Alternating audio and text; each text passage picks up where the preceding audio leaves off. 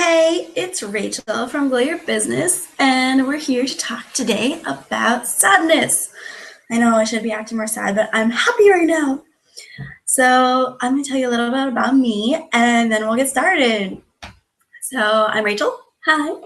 And I am a happy business coach. What I do is I help amazing women start their businesses, get them off the ground, get them going, all while learning how to create lasting happiness so that they can make their business succeed without their emotions getting in the way. Awesome. So anyways, we're going to talk about sadness today. Sadness is one of those emotions that, everyone's going to feel from time to time. It's not a big deal. But it's a big deal when it gets in the way of your business and it's a constant everyday thing. For me, sadness, I felt it in one of its most extreme forms in depression when I was a teenager. I know a lot of people that are depressed, and it's two different things that can cause it, but I'll get to that later. Start with my story first. So when I was a teenager, I was really stressed out and felt a lot of anxiety. I suffered from panic attacks.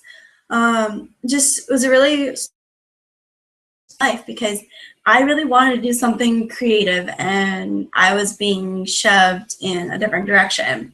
I really wanted to be a photographer, an architect, a chef, a painter, potter, whatever you call them, people that make ceramic pots and mugs and stuff. I'm just like a really creative person. I love making jewelry. I love knitting. I love everything creative. I can't paint or draw with anything, but I love to do it anyways. So yeah, when I was a teenager, I was just like, this is not cool. I really want to go in this other direction, but I was being shoved towards math, science, and engineering. So then when I went to college, I still wanted to go and become a chef and go to culinary school, but I ended up getting a 4-year degree in chemistry. And then my goal was, after I got my degree in chemistry, that I go to culinary school and then become a chef. But I got a job as a research chemist at Boeing. And so I'm like, okay, well, maybe I'll, save up some money, and then in a year or two, I'll go to culinary school and then follow my dreams. Well, 1 or 2 years turned into 4.5, and I was stressed out. I was unhappy. I felt a lot of sadness because I wasn't following my true passions. And that's one of the big triggers of sadness, is that you're not following what your heart says that you should follow. For me, I knew, yes, I am good at math. I'm good at science. I understand a lot of the really technical science stuff, but it's not what I want to do in my heart. In my heart, I'm supposed to do something creative. I'm supposed to be of service to other people, and I'm supposed to help others really develop the life. And I've always known that. I'm supposed to help people create the lives of their dreams. And so, yeah, so that's one of the big triggers, is really not following your heart and not following what you really want to do. I see it in so many people that they're just so depressed and they're upset, and it's like, I see exactly what you need to do. Go do it. Go follow your dreams. Stop living the life that you're living now. Stop the path that you're on and change it. Maybe not a huge drastic change, because not many people can just like quit their job and go right off in the sunset and do exactly what they want, but at least make daily steps towards your new life. The second trigger is a huge one for me now. It's unfulfilled expectations. So basically, I expect things to happen a certain way, and then when they don't, a lot of emotions come up, including anger, frustration, and sadness. I remember one time I cooked this fancy dinner for my boyfriend, and I had it in my mind that he was going to be home. He was going to be at my place at 6. He was We're going to have a great evening together, nice romantic evening. We'd eat, delicious dinner that I prepared and slaved over the oven for like several hours. And I expected all this stuff to happen. Well, he had to stay late at work, and he had a few other obligations that he had to fulfill. And so he finally ended up showing up around like 8:30.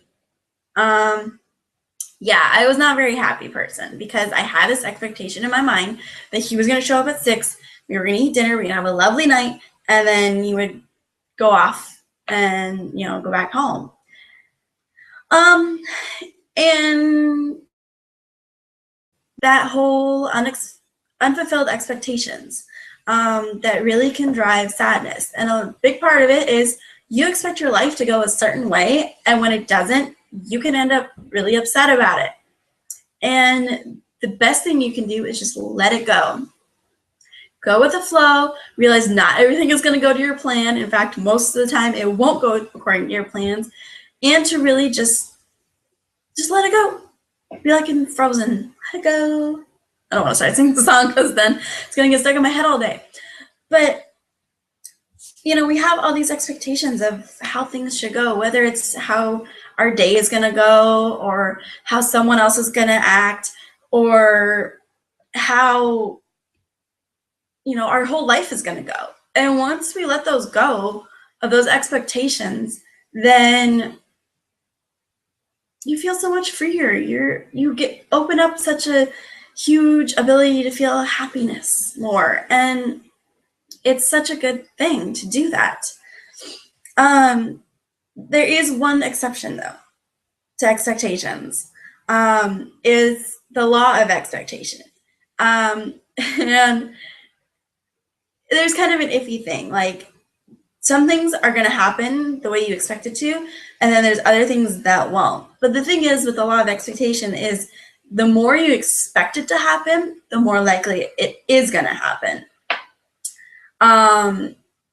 The difference is that the law of expectation applies more to like more little things. Like if you expect and you manifest that you're going to get the same parking spot every day, you're more likely going to. However, if you expect that people are going to treat you badly, then of course they are, because you're already in that mindset of it's going to go badly. People are going to, you're already looking at it from that point. They could be coming up to you and being the nicest people ever, and you're going to take it the wrong way. So with sadness, it's a lot of not following your dreams, not following your heart, and unfulfilled expectations. It affects your business because you have this expectation that you're going to become an overnight success, or your business isn't following the path that you really need to go. For me, I felt a lot of sadness because I thought I was supposed to do food allergy coaching, and turned out no one wants to pay for that for me. And I was really sad about it because I thought, oh my gosh, this is what I'm supposed to do. But then I realized that it was just a stepping stone to get me to where I'm actually supposed to be. So I didn't really need to feel sad that it wasn't working. I should have been glad that, okay, it's not working, but I learned a ton of stuff. And so now I need to try something else. It's all about your mindset. You can choose to be sad or choose to be happy. I always had this little sticker on my desk at work. It said, misery is optional, choose happiness. And while not every day is the easiest time to choose happiness, trust me, there's been lots of situations where it's easy to not choose happiness and to choose misery. It's always better when you choose happiness. Life is just better when you're happy. And also back to the expectations of how your business is going to do, but your business is not going to go the way that you want it to go. I can guarantee you that. It's not going to look like how you thought it should look. It's going to be way different, but it's going to be way better. So when you release all those expectations of how your business is going to look, how your business is going to, expand, how it's going to grow into an overnight success, then you actually give it room to grow in its own way. An overnight success, you're more than likely going to crash just as fast. Whereas if you give yourself room to grow and to learn and to expand slowly, then your business is going to become a more sustainable thing.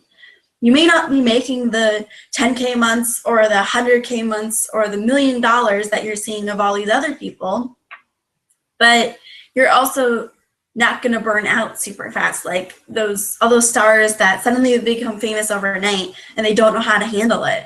It's better to become famous slowly at a time so you get used to it.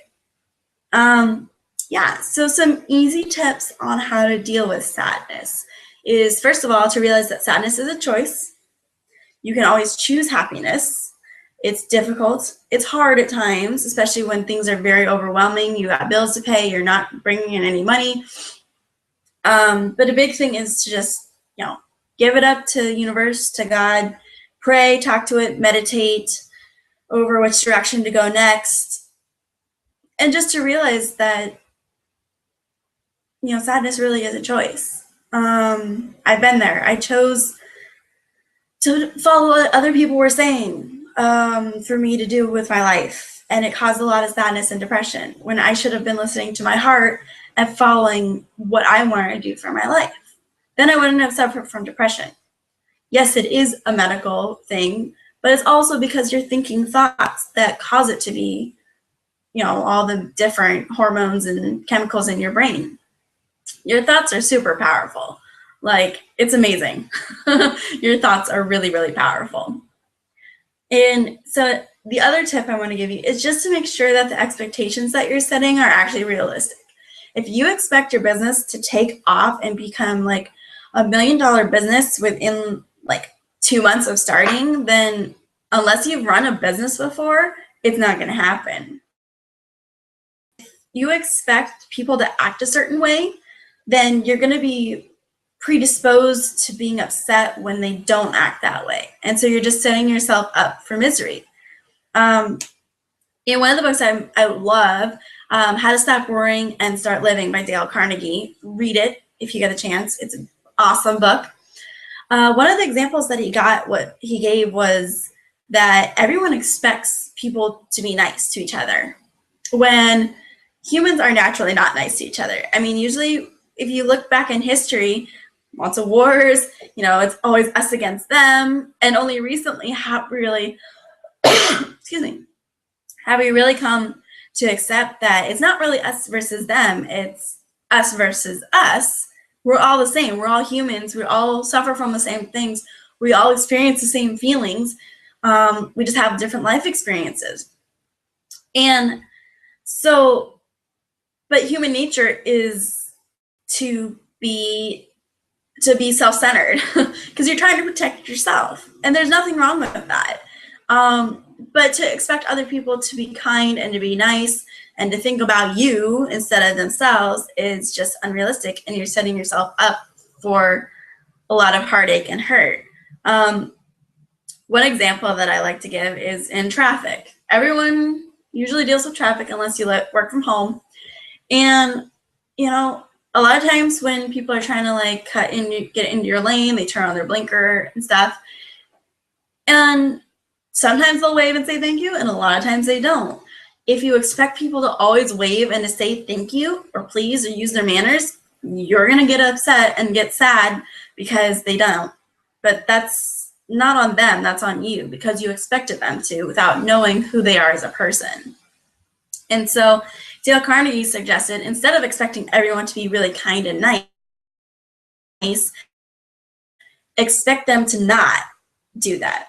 So that when they do, it's a welcome surprise. It's an amazing thing. It's something you can then appreciate, and you can say thank you and improve their day. So expectations is a huge, huge thing. Following your heart, number one, and then expectations. So I'm gonna check and see if there are any questions. My little Norton security thing is in the way. There we go. So, any questions? Doesn't look like there are any today.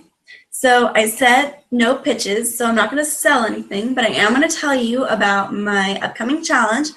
It's a 5-day Happy Biz challenge where we tackle the 5 deadly emotions of running a business: fear, sadness, anxiety, stress, and loneliness. And so we've already kind of gone over fear and sadness in my 2 webinars. And in next week, I'm going to do the last 3, which is anxiety, fear, and loneliness. And then in the challenge, I will give you even more in-depth information on how to really truly tackle them and beat them so that your business can succeed. Because more often than not, our emotions will get in the way of our business. It's almost guaranteed until you learn how to control your emotions. And I'm going to give you one last little tip that was like mind-blowing for me, is that our emotions do not control our thoughts. Our thoughts control our emotions. So if you can control your thoughts and think more positive thoughts, you will have more positive emotions. You'll feel more happiness and joy. So I thank you for joining me today, and be sure to join me next Monday at 11 a.m. PST for, I believe we're doing loneliness next Monday. You better be there on how to learn to not be lonely. This is a bit especially good if you're like introvert or shy like I used to be. I mean, I'm still an introvert, but I used to be really, really shy. So yeah, you should definitely join me next Monday. And then also Wednesday and Friday. And then the next Monday on the 14th is the challenge. Woo!